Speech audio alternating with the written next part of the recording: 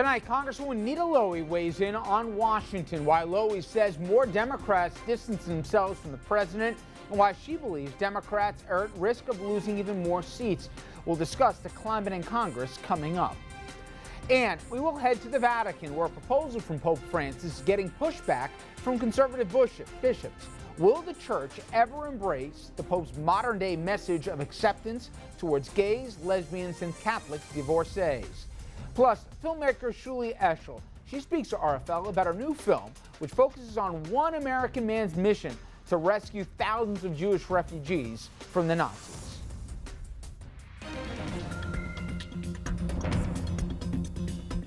Good evening and welcome to RFL. I'm Richard French. Thanks so much for joining us tonight. And we're going to start with election 2014. Believe it or not, Election Day is just 15 days away, and congressional Democrats are facing a very steep uphill battle against the GOP. The Dems face a high risk of losing the House and the Senate when it's all said and done. Democratic Congresswoman Nita Lowey, who represents New York's 17th congressional district in Westchester and Rockland, may have a safe seat, but she agrees on the tough landscape for Democrats. She's currently seeking re-election, and she's up against Republican challenger Chris Day. I spoke with the Congresswoman about the climate in Washington earlier today. Does it ever get old? I mean, is this for the 13th term? Do I have it right? Richard, first of all, it's a delight being here. I've been here many times, and I appreciate our conversation. Yes. I appreciate all your good work that you do. Yes, this is my 13th term, and I have more energy and more vigor every day. And you know what excites me, I think, most about it? Because now I've been doing train stations at 6:30 in the morning, going to festivals all over the county, meetings constantly, but I do that all the time. And the casework we do is so appreciated. I don't know if you were there, your people were there at the honor flight. Yeah, this that was Saturday. a great story. Oh, as the tears were streaming. It's a great story. Yep. But what thrilled me, people like Chick Colella would say, "Thank you, Nita." And the person next to him, "Thank you, Nita," because we've helped so many veterans with their cases. I know you love the district stuff, and everybody says they do, but you're one of the only ones who actually do And I'm enjoy the everywhere. fun. But you've done this long enough.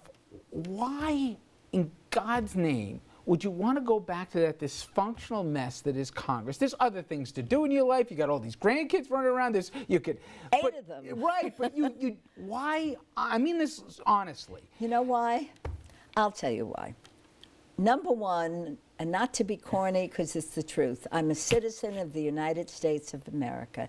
And if I have the capacity to go down there, I forget where I am today, go down there and fight for people, it is so rewarding. And now I have the seniority. I'm the ranking member on the Appropriations Committee, which means all the 12 subcommittees are controlled by the ranking member. Now, it's better to be the chair. I wish I were the chair, but I've always worked in a bipartisan way, and I've worked with the chairman of the committee, Hal Rogers from Kentucky, to get things done. Now, it is dysfunctional. Even a moderate Republican finds it hard to get things done, but we can still bring back money for after-school programs, not as much as I like, for a whole range of programs that make a difference in our community. I spoke to your friend Steve Israel, congressman from Democratic congressman from Long Island, who heads. He has the thankless task to be. I did that for one term. You did. You've given. You don't have to do it again. He's head of the DCCC, which translation means he's the guy who's got to work the phones to raise as much money. In this case, for the Democratic congressional candidates, just like they have the counterpart for the Republicans. A year and a half ago, he really thought, unless he was blowing sunshine, that you guys thought you had a chance to take it back. Now, I know that they're taking money out of districts they thought they had a chance to try and keep incumbents in. You complete all this. We don't know. You're going to win. Right. But the point is, a lot of the other incumbent Democrats are in trouble. Here's what I don't understand.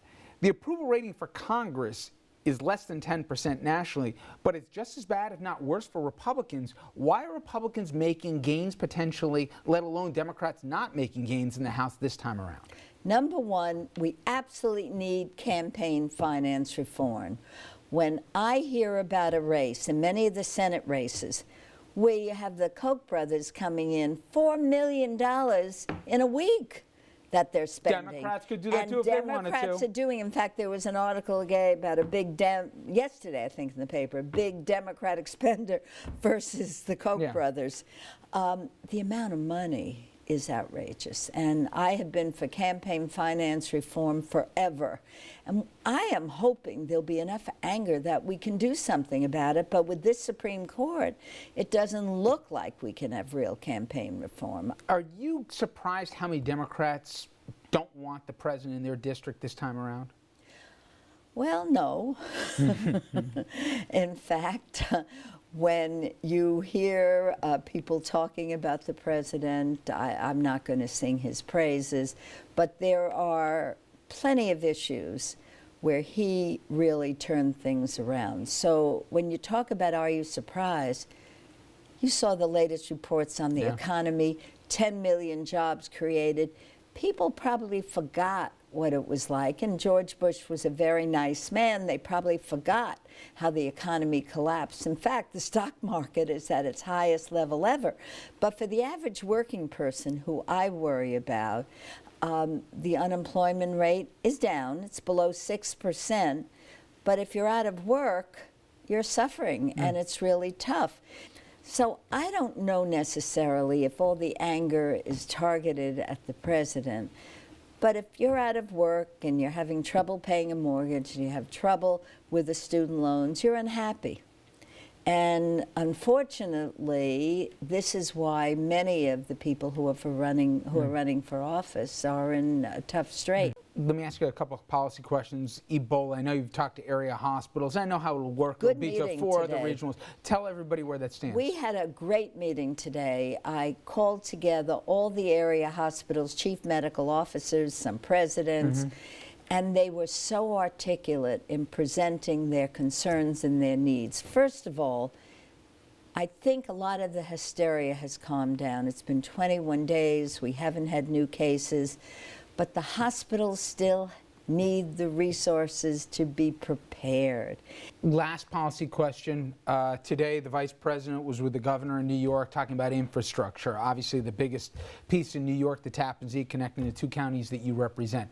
2 questions. One is, are you comfortable as to where the money is going to come from to finally pay for the bridge? I know it's more a state issue than a federal one. And secondly, what about the need for infrastructure repairs beyond the bridge, but in our area? Oh, do I like that question? I know you do.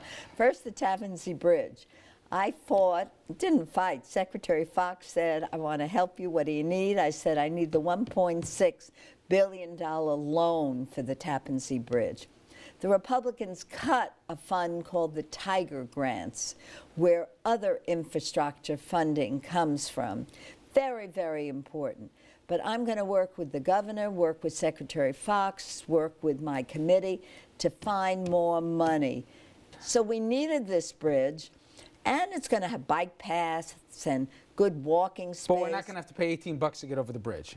I don't think it's even on the table to consider that. We've got to keep the tolls down, and I'm going to work as hard as I can with the governor, keep those tolls down. But it's important that we took action. We have a bridge, we got a TIFIA loan, and we have to look for more money. 2 weeks from now, you're running again for 2 more years of craziness in Washington, but I wish you the best of luck. Thank you. Not that it sounds like you're going to I'm not elected yet. Okay, yes. Congressman Lowey, thank you so much. All right, RFL will be right back with our panel right after this.